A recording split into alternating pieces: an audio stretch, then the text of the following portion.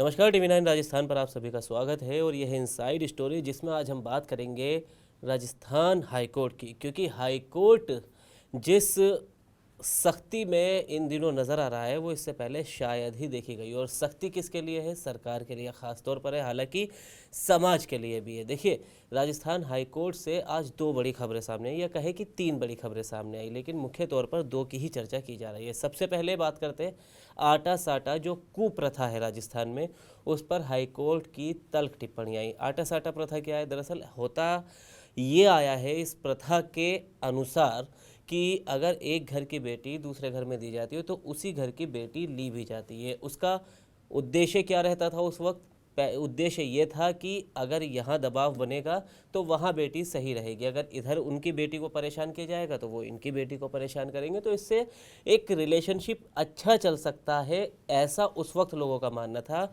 जो कि ये एक कुप्रथा थी, जिसके बाद कई ऐसे मामले सामने आए थे जिसमें बेटियों को प्रताड़ित जबरन तौर पर किया गया, जबकि उनकी कोई गलतियां नहीं थी। और इस वजह से, इस कुप्रथा की वजह से कई बेटियां अपना घर भी छोड़ने को मजबूर हो चुकी है। ऐसे कई केस राजस्थान में सामने आ चुके हैं। अब उस पर हाईकोर्ट ने तल्ख टिप्पणी की। अब दूसरा और बड़ा मामला क्या है? देखिए, पंचायत चुनाव को लेकर राजस्थान में कहे कि पिछले कई महीनों से, कुछ दिनों की बात नहीं, कई महीनों से पंचायत चुनाव को लेकर लगातार चर्चा ये सामने आती है कि सरकार की तरफ से ढीला रवैया अपनाया जा रहा है। अब उस पर हाईकोर्ट ने अपना फैसला सुरक्षित रख लिया था, लेकिन कांग्रेसी नेता जो लगातार सरकार को घेरते आ रहे हैं पंचायत चुनाव के मुद्दे पर, और हाईकोर्ट में सरकार से लड़ते हुए दिखाई दे रहे हैं कांग्रेस की तरफ से, उन्होंने अवमानना की याचिका भी लगा रखी थी। अब देखिए, 18 तारीख यानी कल उस याचिका पर सुनवाई होनी थी, जो कि अभी टल गई है। तो अभी वो सुनवाई तो टल ही गई है,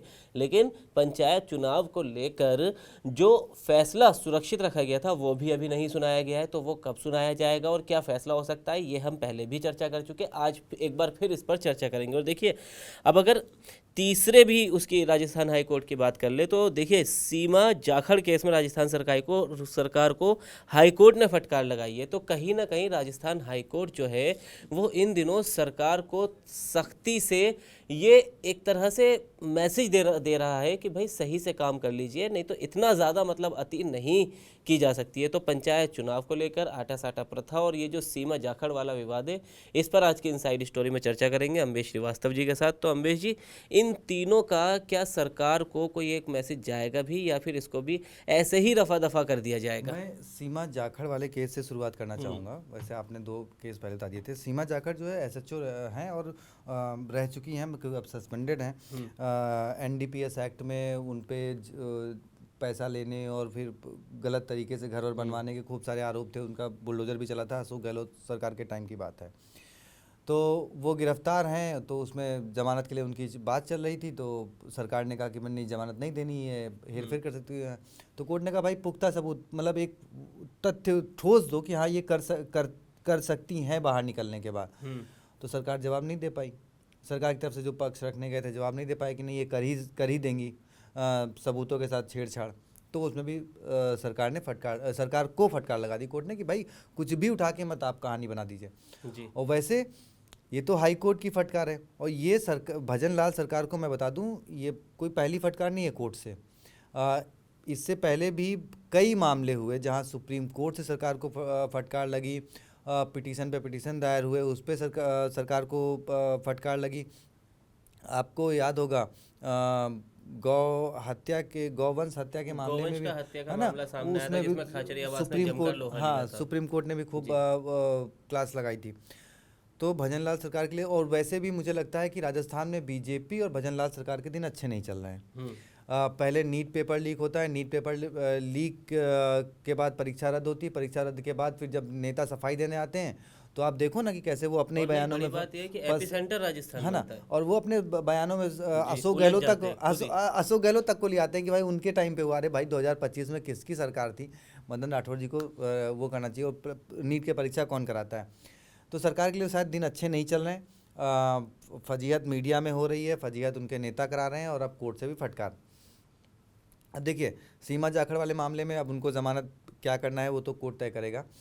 अब हाई कोर्ट ने जो आपने कहा ना उस मामले में, पंचायत चुनाव वाले मामले में, अवमानना के नोटिस वाले मामले में जो तारीख दे दी है, तय मान के चलिए कि इसमें भी सरकार की फटकार बहुत बुरी तरीके से लगने वाली है जी।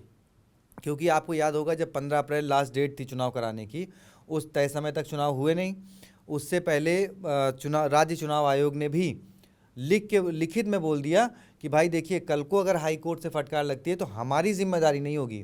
ठीक है, तो आप ये मान चलिए कि चुनाव आयोग ने हाथ खड़े कर दिए थे पहले ही कि भाई चुनाव कराना नहीं कराना, क्यों नहीं कराना, वो जवाब आप दोगे।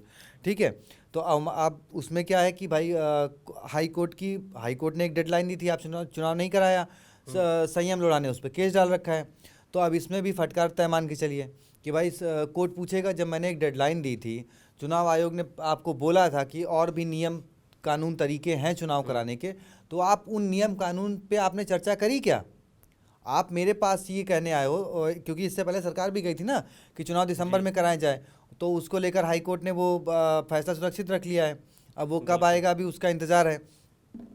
तो अब ये कई सारे मामले हैं जिसको लेकर एक बार फिर आने वाले दिनों में सरकार की फटकार तय है, और अब सरकार वहाँ पे क्या जवाब देगी, और जनता के बीच ये बहुत गलत संदेश जो है वो सरकार की तरफ जा रहा है कि ना आप जनता को जवाब दे पा रहे हो, ना आप लोगों को जवाब दे पा रहे हो, और ना ही आप कोर्ट में भी अपनी बात रख पा रहे हो। बिल्कुल जी। तो देखिए, हाई कोर्ट की तरफ से कहे कि एक नहीं, दो नहीं, 3 झटके राजस्थान सरकार को लगे हैं, और अगर कुछ नहीं लगे हैं तो वो आगे लग भी सकते हैं। लेकिन देखिए, इन तीनों ही मामलों पर आपकी क्या राय है, आप उस पर अपनी राय ज़रूर दें। और ख़ासकर पंचायत चुनाव वाले मामले पे देखिए, अभी फ़िलहाल हाई कोर्ट ने अपना जो फैसला सुरक्षित रखा था वो बताया तो नहीं है, लेकिन ये माना ही जा रहा है, जैसा भी अमरीश जी भी बता रहे थे, कि उसमें सरकार को कड़ी फटकार लगाई जा सकती है। और सरकार भी इस बात को करीबन मान ही चुकी है बैकडोर से कि उसको फटकार लगनी है, और दिसंबर से पहले पहले चुनाव कराने के फिर से आदेश दिया जा सकता है। और इस बार सरकार